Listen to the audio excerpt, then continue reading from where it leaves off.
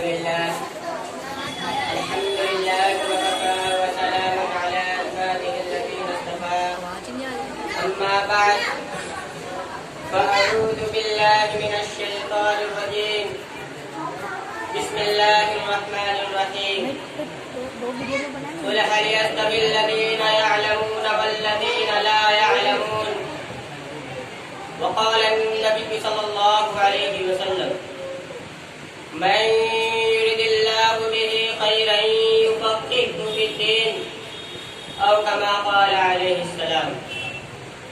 اگر یہ مساجد مدارس نہ ہوتے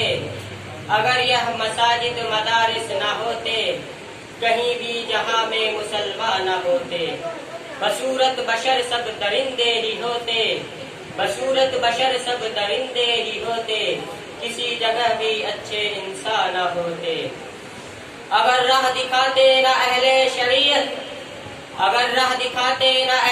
شریعت جبینوں میں سجدے تڑپتے ہی رہتے. کسی کو بھی توفیق توبہ نہ ہوتی کسی کی بھی بخشش کا سامان نہ ہوتے.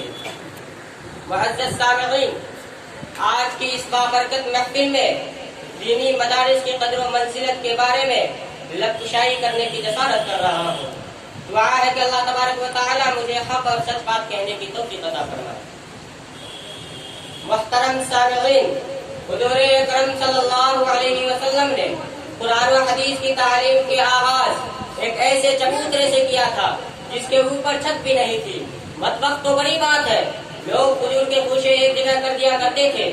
صحابہ کرام رضوان اللہ علیہم اجمعین حسب ضرورت چند کھجور کھا کر باقی دوسرے کے لیے چھوڑ دیا کرتے تھے. حضرت ابو ہریرہ رضی اللہ تعالی عنہ بعض اوقات شدت بھوک کی وجہ سے بے ہوش ہو کر گر جایا کرتے تھے. خود فرماتے ہیں کہ لوگ سمجھا کرتے تھے کہ مرغی کا دورہ پڑ گیا ہے. خدا کی قسم، مرغی کا دورہ نہیں بلکہ شدید بھوک کی وجہ سے بے ہوشی طاری ہوا کرتی تھی.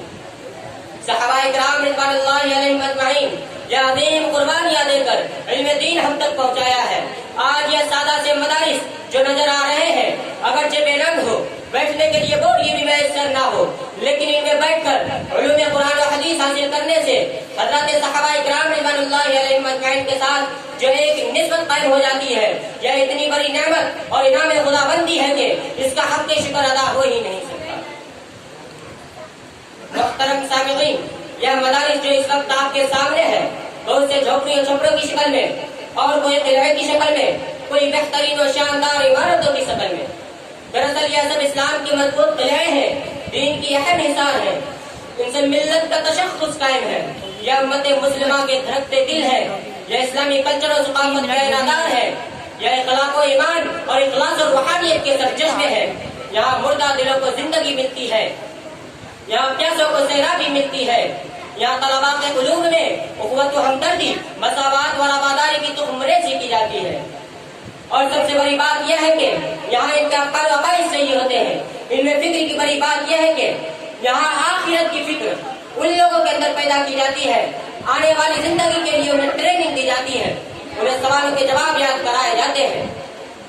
محترم سامعین، بہت سے حضرات اسے حقیقت سمجھتے ہیں کہ دنیا بہت ترقی کر گئی ہے، اس میں بہت سی چیزوں کی ایجاد ہو گئی ہے. اس کی بھی کوشش ہو رہی ہے کہ سورج، چاند، سیاروں کو اپنے قبضے میں کر لیا جائے. طرح طرح کے انکشافات ہو رہے ہیں. ان سائنسی ایجادات نے بہت سی چیزوں کا انکار کر دیا ہے، لیکن آپ سوچ کر اپنے دل پر ہاتھ رکھ کر خدا را مجھے بتائیے، کسی نے اس 2 گز زمین کے ٹکڑے کا بھی انکار کیا ہے؟ کیا موت کے وقت کو بھی کسی نے 2-4 گھنٹے کے لیے مؤخر کیا ہے؟ کیا سائنس کی رفتار پر بھی کسی کا قابو ہوا ہے؟ کیا زندگی بھی کوئی دوبارہ واپس لا سکا ہے؟ کیا گزرتے ہوئے لمحات بھی کسی کے بس میں ہے؟ ان سب کا جواب آپ یہی دیں گے، یقیناً یہ سب کام آج تک کسی سے نہ ہوا اور نہ قیامت تک ہو سکتا ہے. جب ہمیں اس کا یقین ہے، ہمیں مرنا ضروری ہے، حساب و کتاب بھی ہونا ہے. جس نے پیدا کیا وہ زندگی کے بارے میں سوال کرے گا، ان نعمتوں کے بارے میں پوچھے گا. قبر میں سوال و جواب ہوں گے. ان سوالات کے جوابات ان کی مشق و تفریح اور ٹریننگ کرانی ہے.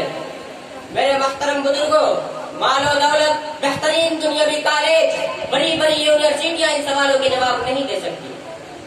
ایوان حکومت اور ماہرین قانون اس کے جواب سکتی ہے تو انہیں مدارس و مکاتب سے، یا سبق اگر حل ہو سکتا ہے تو انہیں پولیو پر بیٹھنے والے علماء کرام سے۔ حاضرین مجلس، اللہ تعالیٰ کی بہت بڑی نعمت ہے کہ اللہ تعالیٰ نے مدرسے کی شکل میں ہمیں قرآن و حدیث پڑھنے کی توفیق عطا فرمائی۔ دوستو، بہت سے حضرات یہ کہتے ہیں کہ ان مدارس سے کیا ملتا ہے؟ ان سے نوکری نہیں ملتی، ان سے ڈگریاں نہیں ملتی، یہاں کے افراد قوم کے اوپر باڑ ہے، ان میں شعور و بیداری نہیں آتی، یا ٹیکنیکل لائن میں آگے نہیں بڑھتے، یہاں کے افراد قوم کے اوپر بوجھ ہے۔ ان حضرات سے میں صرف اتنا عرض کرتا ہوں کہ روزی روٹی کا مسئلہ کوئی اہم مسئلہ نہیں، اس کا وعدہ خدا بندہ قدوس نے ہم سے کیا ہے۔ چنانچہ ارشاد باری تعالیٰ ہے، وَمَا مِن دَابَّةٍ فِي الْأَرْضِ إِلَّا عَلَى اللَّهِ رِزْقُهَا، اور یہ بھی طے شدہ بات ہے کہ روزی کا تعلق تقدیر و قسمت سے ہے، ہماری عقل سے نہیں۔ اگر عقل سے اس کا تعلق ہوتا تو بے وقوف بھوکے نہ مرتے، مزدور اور کسان پریشان نہ ہوتے، لیکن نظام قدرت عجیب ہے۔ اس لیے مسلمانوں کا اصل مسئلہ مقصد زندگی پیغام خدا بندی ہے، دعوت و ارشاد ہے کہ اس کا رواں سفر بنا کر اپنی اپنی زندگی کو سنوارنا ہے، آخرت کی فکر کرنی ہے۔ اس بارے میں اسلام و قرآن کی ارشادات مکمل واضح ہے۔ صحابہ کرام اور اسلاف کی زندگی ہمارے سامنے، انہوں نے کس طرح اس دنیا سے خوشا چینی کی اور اس خالِ نعمت سے بھی سیرابی حاصل کی، اور امن بچاتے ہوئے کس طرح دنیا و آخرت کے فلاح و بہبود ان کے حصے میں آئی۔ سامعین محترم، یہ مدارس دراصل اسلام کی چھاؤنیاں ہیں، اس کے سائے میں زندگی ملتی ہے، اقدار کی کلیاں چھٹکتی ہے، اس کے سائے میں افکار کے پھول کھلتے ہیں، قرآن و حدیث کے سائے میں زندگی پل کر جوان ہوتی ہے، اور ان مدارس کے ذریعے سے زندگی کا حل تلاش کیا جاتا ہے۔ اس لیے ضرورت ہے، وقت کا تقاضا ہے، ہم ان مدارس کے ساتھ وابستہ ہوں، ہم ان کے ساتھ اپنا تعلق قائم کریں اور ان میں پڑھنے اور پڑھانے والوں کی ہم اعانت کریں، ورنہ یہاں بھی یوروپین مے خانے کا نظارہ ہو سکتا ہے۔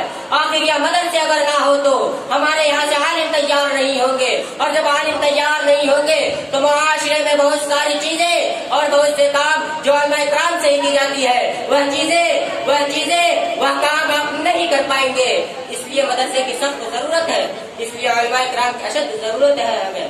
اللہ تعالیٰ سے ہم دعا کرتے ہیں کہ الہ العالمین تو ہم تمام لوگوں کو مدرسے کی افادیت اور اہمیت کو سمجھنے کی توفیق عطا فرما، ان میں پڑھنے اور پڑھانے والوں کی قدردانی نصیب فرما۔ آمین۔ وآخر دعوانا الحمدللہ رب العالمین۔ السلام علیکم۔